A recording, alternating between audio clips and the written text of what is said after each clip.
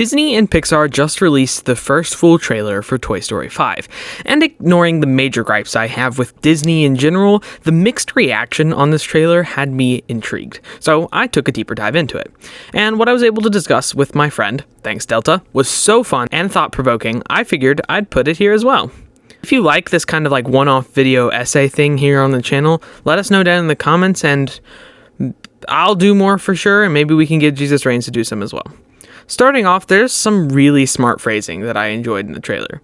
Each movie has always been about the toy struggle. The first movie, all the way back in 1995, was about being there for your child, and the thought of coexistence with the new toy, and what it was like to be replaced. The second movie was about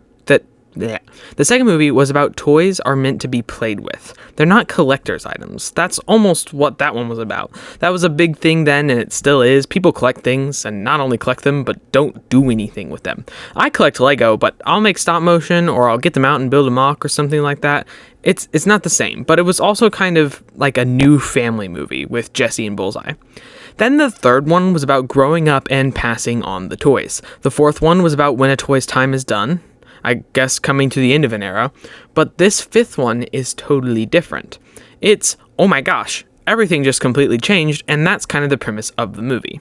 For context, the trailer shows a tablet called LilyPad taking over Bonnie's life, and the toy is getting shoved away in favor of this device.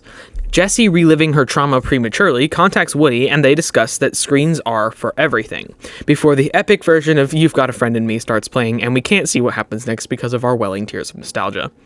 I hope the characters have the same thoughts I mentioned before. I hope they're all like, alright, we've settled into everything, we've got everything worked out, Bonnie's the kid, we'll be there for Bonnie, we know what to do, we've gone through everything, nothing could possibly, and then something completely new and undiscovered happens, and they're like, oh my gosh, we need Woody's help.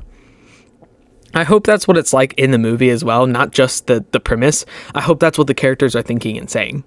Bonnie's design has changed a little bit. That's one of the negative things multiple people have pointed out. I've listened to a bunch of reactions, but here's the thing I don't think people understand. This is clearly a time jump. She is 9 years old in this movie from some reports here and there. She was like, I think 6 in the last one. That's a large time jump. One of the keys here is that Toy Story always goes into a losing battle. The toys are always faced with the next thing that's keeping them from their kid. One of the most wholesome things about Toy Story is that playing with your toys is regenerative for your imagination and your happiness. It's not a negative thing. Playing isn't negative unless it's keeping you from something more important, like responsibilities. But the basis of playing with toys, there's nothing wrong with that. It's not bad. With the screens thing, you can just tell Bonnie is more miserable with the screen than she was playing with her toys, but there's nothing she can do about it.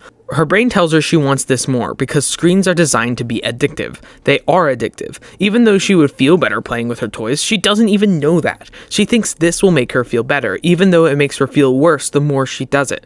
She thinks that the only way to feel better is to keep doing that thing. It's not even that she knows it, but she keeps choosing it when she feels bad. All she thinks is, yeah, I want to play with my tablet. That's sad. Now for the characters. One of the major complaints I've heard is that the characters feel like they don't make sense where they are. I think they do. Woody has found his calling. He's with Bo Peep. He's out doing Lost Toy stuff. And as the years go by, more and more toys are becoming Lost Toys. I can imagine that being a little strange for him. He's obviously like, of course, if you're a lost toy, you're welcome, you know? But a toy's job is to be there for its kid. Why are all these toys not with their kids? Can't you imagine Woody thinking, what in the world is going on? These kids need their toys. And any basic recon would show that kids, even when they're outside, are on their phones and tablets. There are 6-year-olds with phones now. It's insane. So when Jessie rings in about this problem, and as she does in the trailer, and Woody responds the way he does, it makes sense. Even if he doesn't like it, he can get over it first. He's like, okay, we'll bring him in. We'll make them Lost Toys. We'll do the best we can. But when Jessie is getting ditched for this tablet, Woody's like, no, I've got to intervene. This makes sense. He needs to fix this because Jessie is about to go what Woody went through, but with Bonnie at age 9. Andy outgrew Woody because of life and growing up. That's viable. It makes sense. People move on, but it doesn't make sense for Jessie to get left behind because of something that doesn't make Bonnie feel better and isn't good for her at such a young age. Jessie has already gone through so much. Woody would realistically step in.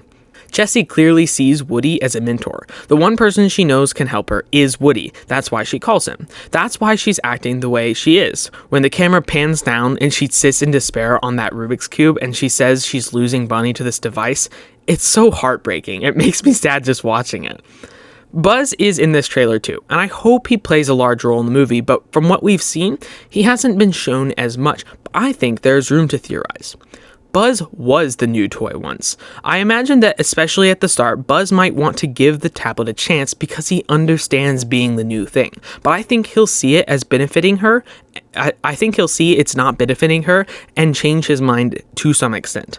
At the same time, I think Woody will be biased. He'll go in thinking that this is bad and needs to be eradicated.